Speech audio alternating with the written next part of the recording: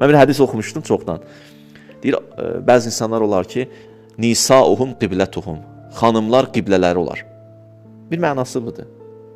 Yəni, zikri, fikri filan günaha yetişmək olar. 5 gün orada, 4 gün burada, 3 gün orada. Belə həyatın o kompos, o qoyba istiqaməti. O, ora gedir. Yatanda da onu fikirləşir, duranda da onu fikirləşir. Belə də yaşayır. Yaşamaq demək olarsa, yaşamır.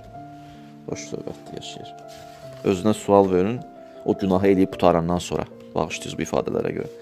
Deyəcək ki, mənim bir ilim gör nəyə getdi. Bir ildir mən özümü öldürürdüm bu məsələyə yetişim. İndi başa düşdüm ki, boş şeymiş. Günahdan sonra o fitrət, vicdan qəşəng oyanıb, bilirsiniz nə üçün? Axı, günahdan qabaq nəfs oyaqdır. Oyaqdır da, fitrəti yazdığım səsi eşidilmir ki. O qədər səs-küydür ki, fitrət öldürür özünü, səs eşidilmir. Qəşəng moizə edib qulaq asan yoxdur.